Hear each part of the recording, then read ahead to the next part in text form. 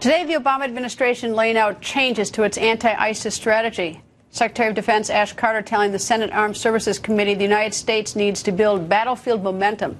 And the new plan leaves the door open for the possibility of American combat boots on the ground.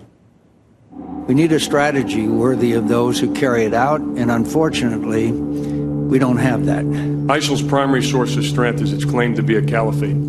To be successful, the coalition's military campaign must reduce ISIL's territorial control, destroy its warfighting capability, and undermine its brand and aura of invincibility. But unless the military balance of power changes on the ground, diplomacy, as has been amply proven, will achieve nothing. Are we going to supply air support for the people we train to fight ISIL? We are. Do they have a goal to take Assad down? Senator, I don't know. What do you mean you don't know? How do we leverage Assad leaving when Russia's going to fight for him, Iran's going to fight for him, Hezbollah's fighting for him, and we're not going to do a damn thing to help people take him down? This is a half-assed strategy at best. Illinois Congressman Adam Kinzinger, here to go on the record, is also a military pilot, I should add.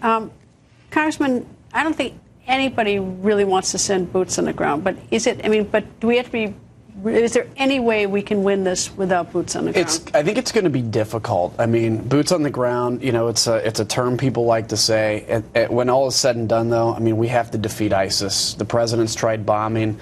Bombing's good to slow them down. It's good to disrupt them.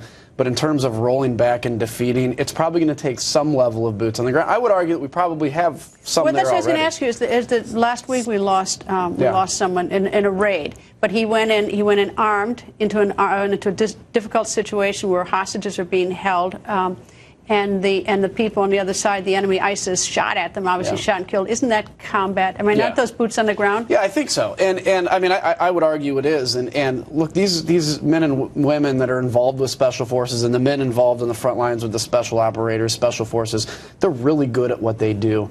The gentleman that was unfortunately killed had, I think, something like 11 Bronze Stars. Yeah, it's amazing. Yeah, these are people that sign up to defeat and kill and capture America's enemies. Why don't we call boots on the ground? Why don't we say it like? Why don't we call it like it is? Because I think the president's so scared of. He wants to follow this legacy of I got us out of Iraq and I'm going to get us out of Afghanistan. Well, no, maybe 5,500 troops. I think he's just scared to sit. And I've said on your show many times, he needs to do an Oval Office address to the American people and say, here's the problem, here's who ISIS is, and here's how we defeat them. But he's trying to manage it for another year. I don't know. Legacy is another way to say me when you're worried more about your reputation. But anyway, Congressman, the administration, the president has been changing his tune when it comes to boots on the ground. Here's what has been said in the past and what's been said now. We will not be sending U.S. troops back into combat in Iraq. American combat troops are not going to be fighting in Iraq again. The notion that the United States should be putting boots on the ground, I think, would be a profound mistake, and I want to be very clear and very explicit about that. The resolution we've submitted today does not call for the deployment of U.S. ground combat forces to Iraq or Syria.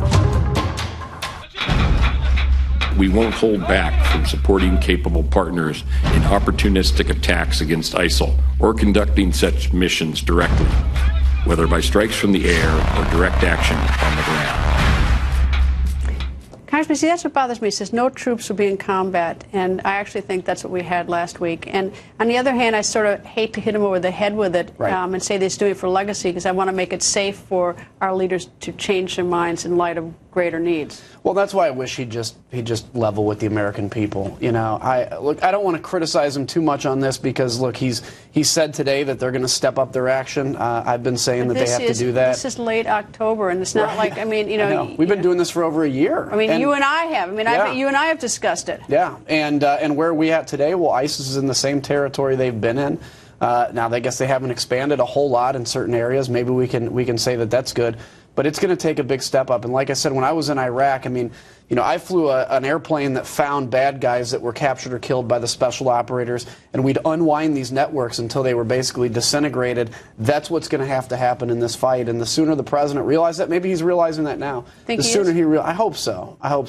You hear the secretaries say we're going to step up and get more direct action, maybe the president gets it. But he needs to communicate this to the American people. Actually, I think that's a good idea for him to talk to the American people. Tell us where we are, where we stand. Tell us, you know, the news, which may be sort of tough for all of us. I can't think of the last time he ever had an Oval Office address, by the way. Maybe he has.